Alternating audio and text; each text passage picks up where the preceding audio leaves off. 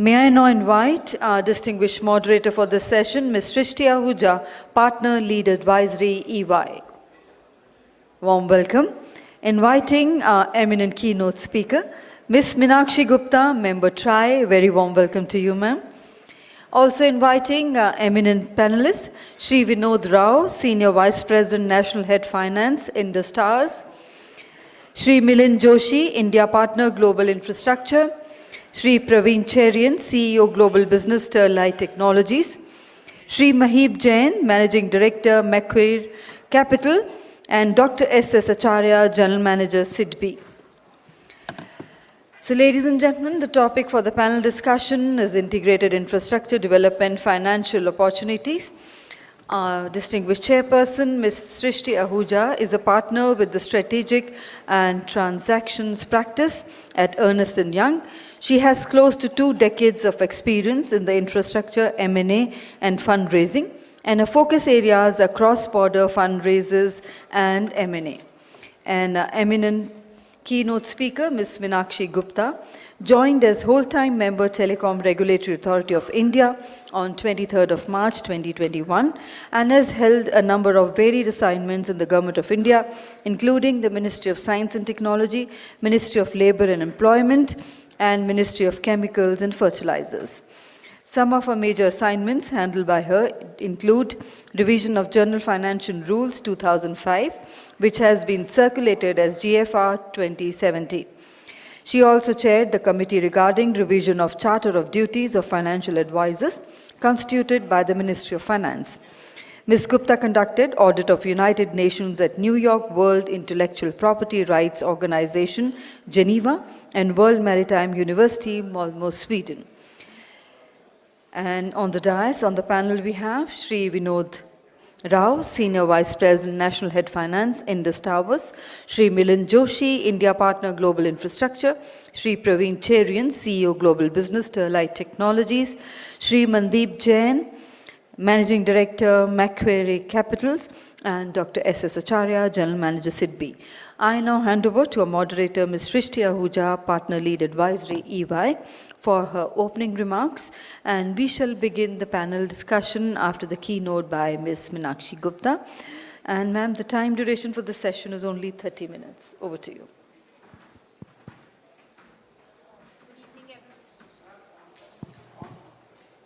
Good evening, everybody. First of all, I'd like to thank on behalf of my fellow panelists. Good evening, everybody. First of all, I'd like to thank the organizers and the participants on behalf of my co-panel discussion participants. I think just as a background of what to expect in the next 30 minutes, as the session is more around financing opportunities, our focus today would be on what are the key trends we are seeing on the financing side for this new age, I would say reinvigorated capacity addition on the digital infrastructure side. And as a part of that, we can discuss both debt and equity and specifically focus on some of the subsectors like macro towers, fiber, similarly data centers. But before we get into the session, I'll just request, ma'am, for you to do the keynote address and we can then get into it.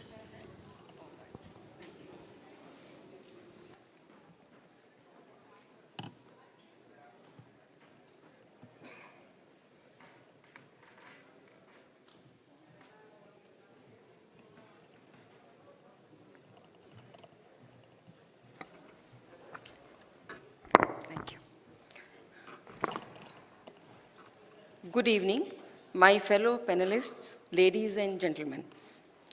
At the outset, I would like to congratulate Deepa for taking up this very important topic for discussion and brainstorming with the stakeholders. As we all are aware, telecom is the main driver behind the growth trajectory across the globe, and India is no exception. Over the last 2 decades, we have witnessed phenomenal growth in the sector. As on March 2022, with 116 crore subscribers and tele-density of 84.88, we are one of the largest telecom markets in the world. The growth of telecom in India would not have been possible without a robust and ubiquitous digital infrastructure. Today, digital infrastructure is the backbone of digital economy, and to my mind, appears more significant as compared to the traditional ones, that is power, water, and roads. However, digital infrastructure cannot work in isolation of other infrastructure. There are interdependencies across the sectors. Infrastructure creation in India has suffered in the past due to poor coordination among various agencies. For example, once a road is completed, it is dug to lay cables or gas pipelines, causing extensive damage to the road, resulting in national wastage. I'm highlighting the national wastage part, and delay in provisioning of services on account of various permissions. PM Gati Shakti is expected to address these issues by better synchronization among agencies, right from planning stage to implementation by leveraging technology. The DOT has launched the Gati Shakti Sanchar portal in line with the Honorable Prime Minister's vision of development of infrastructure services in an integrated manner. Here, the IT systems of all states and union territories and major central ministries dealing with the infrastructure such as railways, highways are being integrated with the portal to make India ready for 5G launch. It has also provided for a single window clearance system. As I mentioned, telecom infrastructure is the backbone of Digital India program. Rollout of 5G and broadband mission would certainly necessitate huge CapEx and OpEx requirements. Investment to the tune of rupees 1.8 trillion to rupees 2.2 trillion may be required over the next 3 to 5 years for developing the digital infrastructure in the country as per an industry study. Let us understand why this much investment would be needed. One of the major thrust areas for digital infrastructure development is fiberization. For integrated service delivery to homes, including entertainment, learn from anywhere, work from anywhere, fiber penetration is a must. As part of the National Broadband Mission, it is envisaged that 5 million kilometers of cumulative fiberization will be required by 2024. Investment is also required for connecting the rural and remote India, meeting the requirements of connecting IoT, processing data in real time, public Wi-Fi, etc. In addition, digital infrastructure companies will have to diversify and cater to the needs emanating out of technological advancements, etc. For example, deployment of small cells for network densification. Outdoor small cell deployment in India is expected to reach 4,75,000 to 5,50,000 by 2025. Further, data centers, content delivery network infrastructure, and edge data centers to cater to requirements of even Tier 2 and Tier 3 cities may have to be set up. The list of requirements is only illustrative. Infrastructure financing, in general, can present specific challenges owing to the nature of infrastructure assets. The common characteristic of infrastructure assets that differentiate them from other assets include capital intensity and high upfront cost, high risks on account of changing technology, economies of scale and externalities, particularly measurement of social benefits which are difficult to measure, heterogeneity, complexity, and presence of a large number of parties with complex legal arrangements. Lastly, inadequacy of data and absence of clear benchmarks for measuring investment performance are seen by many investors as barriers to infrastructure investment. Arranging investment, therefore, will be a major challenge. Normal debt equity financing may not be enough to meet the requirements and may lead to investment gap. So what are the possible solutions? Investment in the digital sector is generally perceived as a private sector activity. Is there a need for more public-funded or PPP mode projects to bridge the investment gap? Is there a need to look beyond USOF? Would monetization of assets help in financing the gap in investment? The government, I'm just leaving you with all these questions. There are no straightforward answers to any of them. The government has already allowed 100% FDI in telecom sector. That is, if we are looking the balance between the domestic and the foreign funding. So there is certainly a need for better collaboration among governments, operators, and the financial institutions to bridge the investment gap. We also need to look at non-financial investment initiatives that would lead to reduction in capex and opex, and to that extent help in reducing the investment requirements. Because in my opinion, a rupee saved is a rupee earned. Gati Shakti is one such initiative, we heard a lot about it, which aims to provide entire data at one place with GIS-based planning and analytical tools, enabling better visibility to the executing agencies. This will facilitate faster rollouts and resultantly less cost. DPIIT has recently issued instructions to map 4 additional categories of data layers, namely electric poles, traffic light poles, bus terminals, and government buildings to the state plans. Sharing of infrastructure may lead to reduction in capex as well as opex, and better utilization in form of increased tenancy may lead to better returns on investment. Easy terms and conditions for right-of-way can bring down the capex requirements. TRAI has also emphasized the same in its recommendations to the government. Promotion of ease of doing business may also bring down costs and time delays considerably. I would like to conclude by saying that digital infrastructure development is the foundation of digital economy. Rising digital infrastructure gap may lead to increased digital divide. It is therefore imperative that all the stakeholders work collectively to bridge the financing gap between the needs and the actual digital infrastructure investments. Thank you.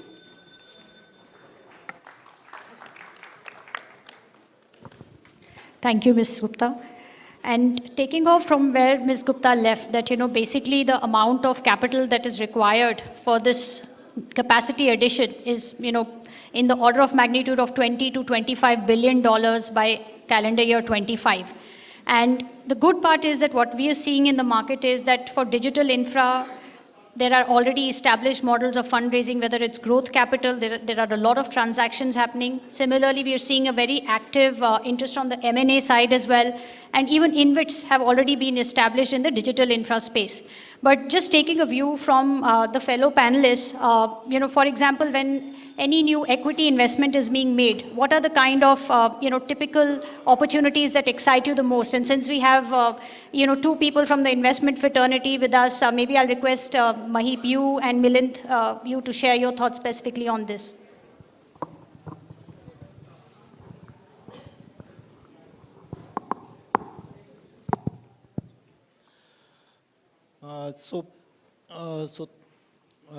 Thank you, and good evening, everyone. In terms of Srishi, the opportunities that we are seeing, it's largely in the data center, in the fiber space that we are seeing. I think shared infrastructure as a sector has evolved quite well in India. It's quite a mature market, and it's quite well understood over here. So that's one very big positive for the Indian market. So in terms of whether it's a macro tower or the small cell that are coming in, I think that's kind of flavor of the season right now. In addition to the macro tower opportunity, the other opportunities that we are seeing largely are in DAS or a IBS. So there are a few transactions which have happened in this space in the recent past. But I think if you're looking at purely from a scale perspective, data center seems to be the largest opportunity right now. With the rollout of 5G, possibly small cell and all will pick up, but currently it seems that data center is a very large opportunity.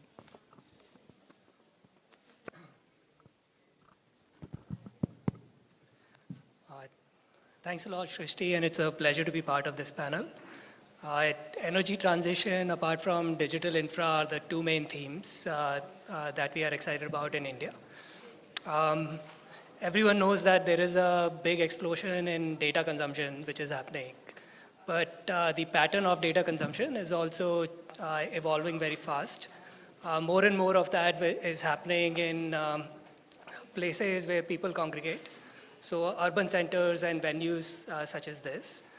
As a result, there is a whole bunch of new infrastructure which will need to be created. So we're very excited about opportunities which are arising out of that type of change in pattern. So things like small cell, in-building solutions, and ultimately fiber, which underpins the entire growth and the massive amount of capacity which needs to go through the system. We also think that apart from, clearly the big players who need to really deliver this infrastructure, the speed of execution is equally important, given the pressing need and the growth in the consumption. As a result, you will see a whole bunch of new players who will really scale up. So we're quite excited about, the opportunities that comes with bringing the players in this sector.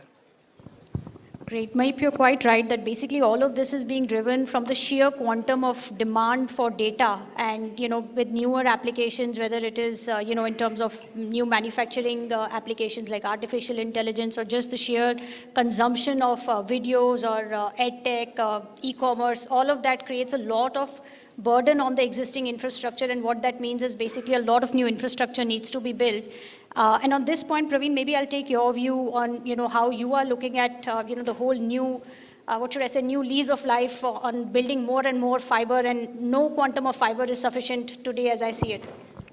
Yes, good evening, friends.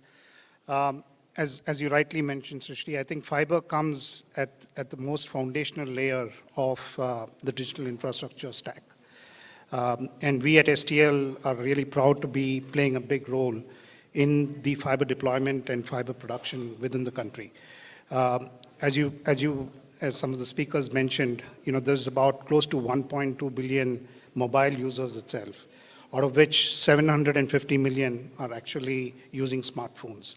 All of them generating significant amount of data traffic on the network, which finally goes into the backbone networks and therefore on the fiber, which actually connects all of the towers with the data centers finally. So I think it's a very exciting times. We at STL believe that we are on a journey of a decade-long big network buildup. We see that coming, definitely boosted by the 5G rollout. The large telco players are actually in the middle of that particular race. And then, of course, the BharatNet project undertaken with the Prime Minister's initiative. The next wave itself is actually taking it to about 3.7 lakh villages across the country, taking fiber and high-speed connectivity. So great opportunity, exciting times, and yes, I think definitely we have a big role as STL to play in the build of the digital stack.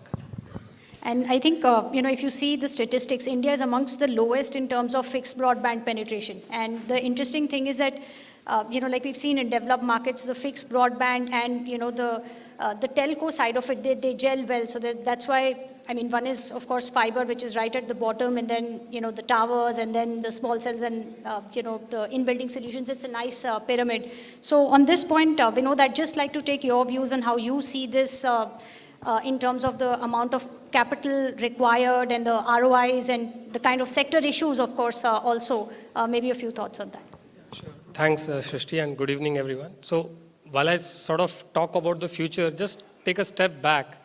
If I'm talking only of the passive infrastructure industry, I think over the last 25 odd years, I think the industry has invested in excess of 1 lakh crore. That's the capex that has been invested over the last 25 years. Just picking on from where ma'am left, in terms of what is the expected investment over the next 5 to 10 years, even if I give that horizon for it, the number is 1.8 lakh crore. The point I'm trying to make is what we've invested as an industry in the last 25 years, the industry is going to be investing or has to invest in the next 5 to 10 years. So it's the sheer scale that has just gone up exponentially. Good reason or bad, this industry is such that it works on a very basic ROI model, ROC model, and as long as you have your health and hygiene parameters in place, you're always going to deliver that. It's more like an annuity business, which will continue as long as you have the basic discipline about how you're executing your operations. So we at Indus Towers, obviously most of the numbers are public, so you all are aware of it. There's a healthy ROCE, 20-25% plus. We are very extremely, I would say, under-leveraged in terms of how much we can increase our investments. So clearly, we are here to partner with the telcos in their next journey, whether it is 5G and the associated infrastructure that is needed around it. And ma'am talked about data centers as one example. Clearly, I mean, whatever we are in terms of leverage, we can go up 3 to 4 times even as of tomorrow without breaching any of our debt covenants or anything. So I think in Indus, we have that hunger to invest. As we speak, we are already rolling out 5G for 2 of our major customers. And the orders are there in the thousands or tens of thousands. And I don't think cash or the lack of cash is holding us back. I think what is only holding us back, if I can say that, is the adjacencies, which probably as an industry we need to capture those adjacencies. And data centers is a classic one where we sort of get to go in the space of the technology players. If we capture that space, I think there is no end to how much we can do in this industry from a financing or availability of financing perspective. There's no doubt of it. Interesting. And since you mentioned about, the quantum of capex that has gone in and further many times over of the capital that is required, I think one important piece in this whole picture is, the availability of debt. And I think one common, refrain that I've heard on our transactions is that lenders often see all of these infrastructure as one sector. And, then they say that, look, we are overexposed to the sector, but, really each of these is a very, very different sector by itself. So maybe on this point, I'll just call in on Dr. Acharya to share his views from a lender's perspective.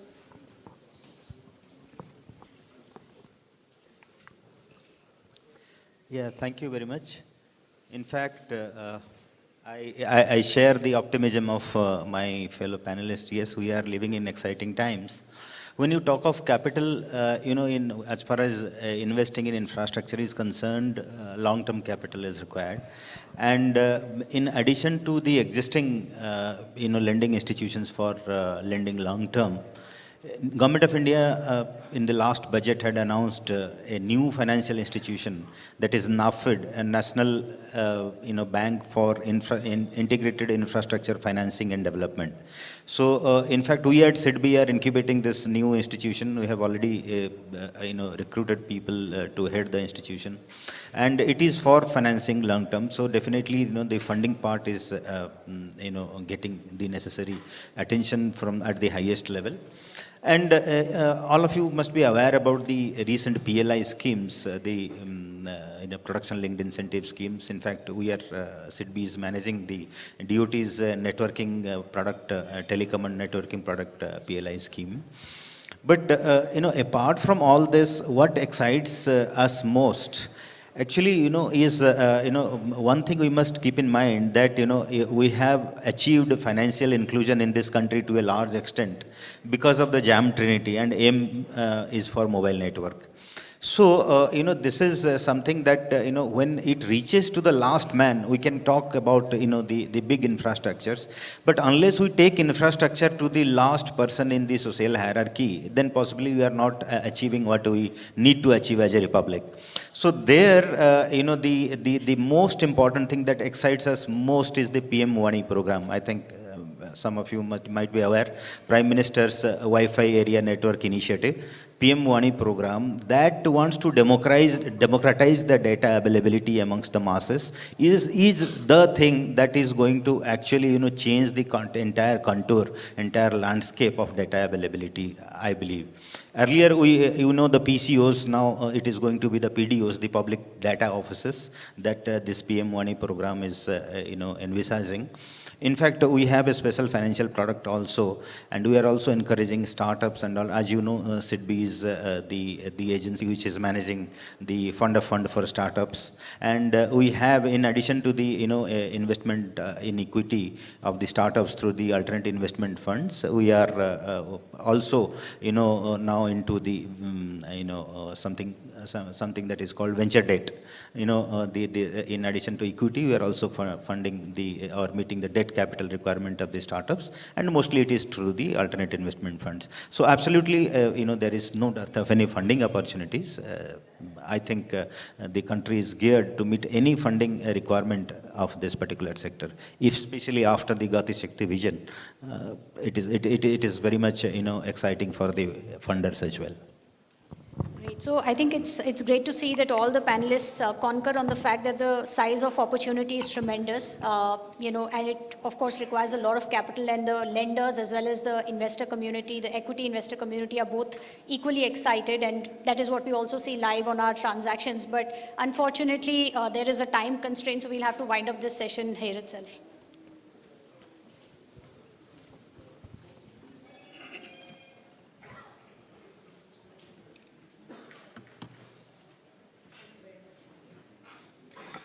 Thank you. And ladies and gentlemen, let's put our hands together for that wonderful panel discussion session we had. As I request Ms. Srishti Ahuja, Partner Lead Advisory EY, moderator for this session, to do the honors of presenting token of appreciation and gratitude to our eminent panelists. We begin with presenting to our keynote speaker, Ms. Meenakshi Gupta, Member Tri.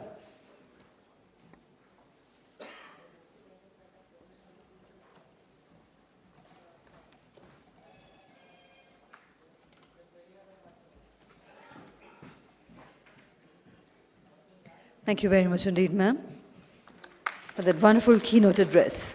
We present to Shri Vinod Rao, Senior Vice President, National Head Finance, Indus Towers. Thank you, sir.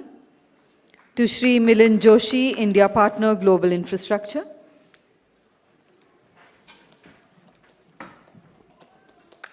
To Shri Praveen Cherian, CEO, Global Business, Sterlite Technologies.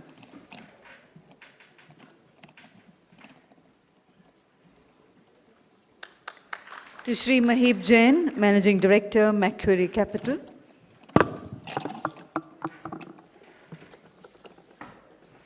And to Dr. S.S. Acharya, General Manager, SIDBI. And may I invite Mr. Dhananjay Joshi, CEO, Summit Digital, to kindly do the honors of presenting a token of gratitude and appreciation, a memento to our moderator, Ms. Srishti Ahuja.